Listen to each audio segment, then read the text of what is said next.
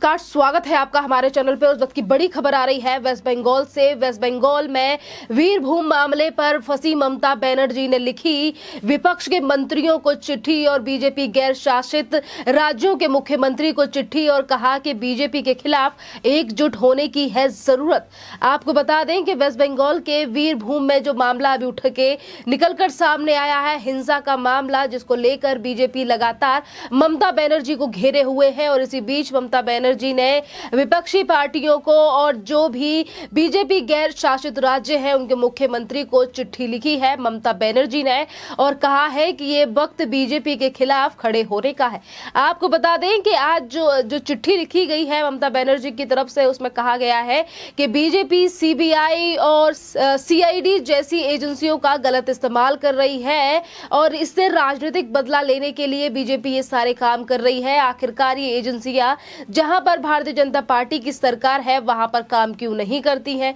हमसे बदला लेने के लिए एजेंसियों का इस्तेमाल किया जा रहा है। आपको बता दें कि ये जो खींच ममता बनर्जी की निकल कर आई है, ये सबसे बड़ा कारण इसका ये है कि जिस तरीके से वीरभूम मामले में, हिंसा मामले में जितने लोगों की निर्मम हत्या की गई, उन्हें मौत के घाट उतार दिया गया, जला दिया गया छोटे बच्चे और महिलाओं को, इस पूरे मामले में हाईकोर्ट ने अभी कुछ दिन पहले आदेश दिया था कि इस पूरे मामले की जांच करे सीबीआई। और अब सीबीआई से घबराई ममता बनर्जी ने विपक्षी पार्टी के नेताओं को चिट्ठी लिखी है और कहा है कि सीबीआई और सीआईडी जैसी एजेंसियों का इस्तेमाल कर रही है भारतीय जनता पार्टी और अब हमें एक साथ एकजुट होने की जरूरत है। ये समय है भारतीय जनता पार्टी को घेरने का। यानी कि किस तरीके से आज ममता बनर्जी सीबीआई को लेकर डरती हुई दिखाई दे रही है। और ये वही बौखलाहट है, क्योंकि अगर हम सीबीआई के लेकर बात करें तो जिस दिन से कलकत्ता हाईकोर्ट की तरफ से ये निर्देश दिए गए थे कि वेस्ट बंगाल के वीरभूम में जो हिंसा हुई है इसको लेकर अब सीबीआई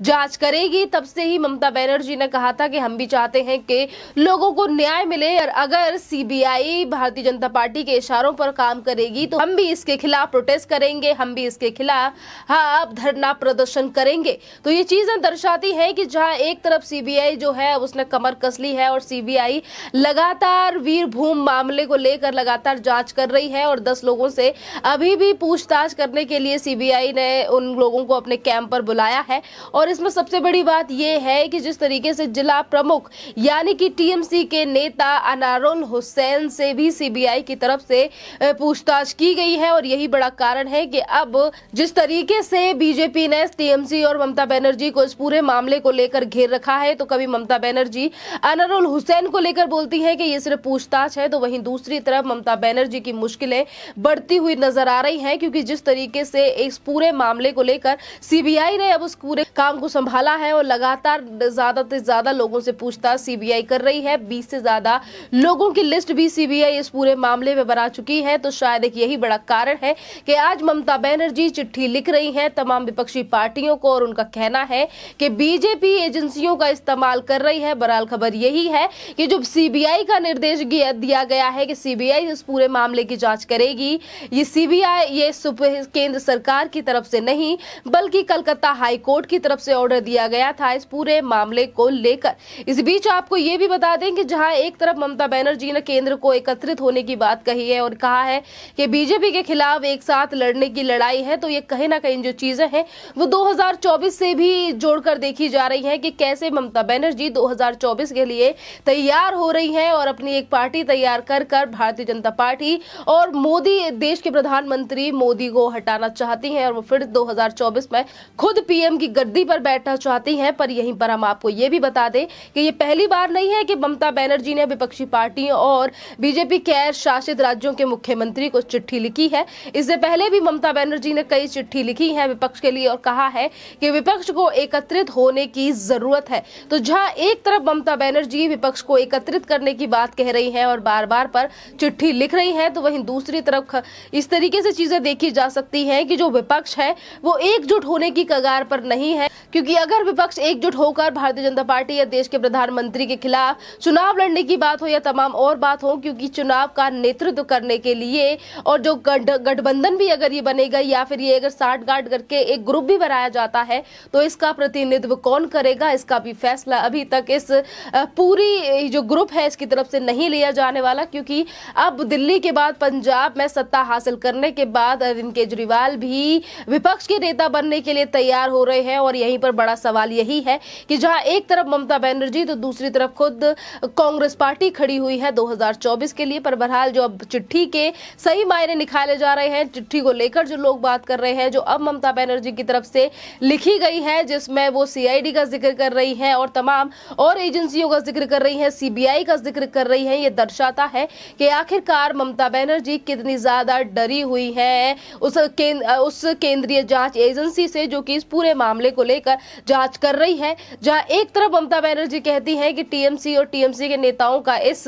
हिंसा से कोई लेना देना नहीं है, मुझे भी इस हिंसा के पीछे कुछ गड़बड़ी दिख रही है और मुझे भी लग रहा है कि चाल साजिश से की गई है। तो वहीं दूसरी तरफ किस तरीके से ममता बनर्जी घबरा चुकी है सीबीआई की इस जांच से, जिसके निर्देश कलकत्ता हाई कोर्ट ने दिए हैं। आपको बता दें कि जहां एक तरफ ममता बनर्जी विपक्ष को चिट्ठी लिख रही है तो वहीं दूसरी तरफ ममता बनर्जी की जो पार्टी के नेता है वो भी लोगों को धमकाने का प्रयास कर रहे हैं, जिसमें नाम है नरेंद्र चक्रवर्ती, जो कि विधायक है टीएमसी के और आनासोल में, यानी कि अभी कुछ दिनों में वहां पर लोकसभा के लिए उपचुनाव होने वाले हैं। और उससे पहले किस तरीके से धमकी दी जा रही है कि जो कट्टर बीजेपी वाले हैं, बीजेपी वोटर्स हैं, वो 12 अप्रैल को अपने घर से बाहर ना निकले, वरना उनकी जिम्मेदारी कैसे होगी, वो फिर अपने बलबूते पर रहे। यानी कि किस तरीके से वोटों यानी कि लोकसभा के उपचुनाव से पहले जो कि आसनसोल में होने वाले हैं, वेस्ट बंगाल में होने वाले हैं, और उससे पहले कैसे बीजेपी के कार्यकर्ताओं को, बीजेपी के वोटर्स को डराया जा रहा है वेस्ट बंगाल में। जहां एक तरफ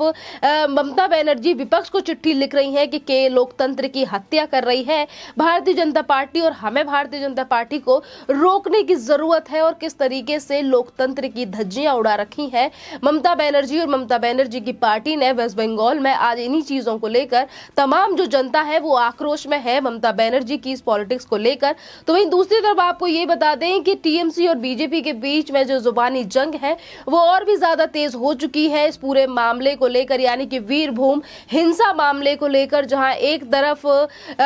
टीएमसी के जो विधायक हैं वो भारतीय जनता पार्टी के वोटर्स और कार्यकर्ताओं को धमकी दे रहे हैं, तो वहीं दूसरी तरफ भारतीय जनता पार्टी के नेता यानी कि संबित पात्रा ने भी आज एक प्रेस कॉन्फ्रेंस की, जिसमें उन्होंने कहा कि टीएमसी की जो मानसिकता है वो तालिबानी से कम नहीं है और तालिबानों वाली मानसिकता है टीएमसी की। जिस तरीके से टीएमसी के जो नेता हैं वो लोगों को, वोटर्स को धमकी दे रहे हैं। और अभी खबर ये भी आ रही है कि वेस्ट बंगाल के वीरभूम में अभी कुछ ज्यादा मात्रा में बॉम्ब पकड़े गए हैं, और इसी को लेकर संबित पात्रा ने भी जिक्र किया कि किस तरीके से बारूद के ढेर पर बैठा है वेस्ट बंगाल। जहां एक तरफ लगातार ममता बनर्जी की जो खींच है, वो बौखलाहट है, वो बढ़ती जा रही है। कभी वो विपक्ष को चिट्ठी लिख रही है और ये कह रही है कि एकजुट होने की जरूरत है, तो वहीं दूसरी तरफ ममता बनर्जी अकेली पड़ती जा रही है। 2024 की बात करें या फिर इस पूरे मामले की बात करें, क्योंकि वीरभूम की बात करें जहां पर छोटे बच्चे और महिलाओं को जला दिया गया, निर्मम तरीके से हत्या कर दी गई,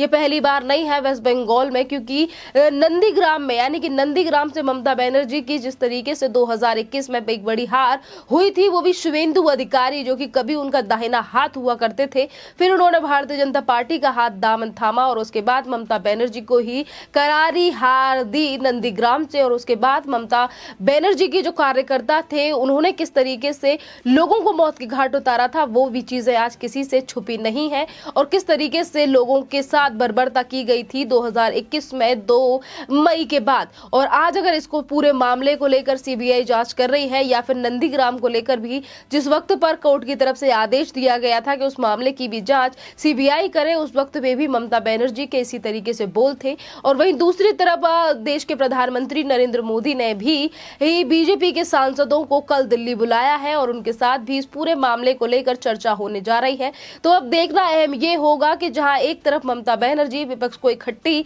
करने की बात कर रही है और कह रही है कि बीजेपी के खिलाफ लड़ने का समय है, बीजेपी लोकतंत्र की हत्या कर रही है, तो वहीं दूसरी तरफ जिस तरीके से लगातार हिंसाएं बढ़ती जा रही है वेस्ट बंगाल में, चाहे वीरभूम की बात करें, नंदीग्राम की बात करें करें। इन सभी चीजों को लेकर क्या स्टेप लेती है केंद्र सरकार और गृह मंत्रालय का, इस पर क्या सोचना है और किस तरीके से कल के बाद देश के प्रधानमंत्री नरेंद्र मोदी क्या फैसला लेते हैं वेस्ट बंगाल को लेकर, वीरभूम की हिंसा को लेकर, इस पर भी आप अपडेट्स के लिए बने रहिए। इस विषय के बारे में आपका क्या कहना है, आप हमें कमेंट करके जरूर बताइए। धन्यवाद।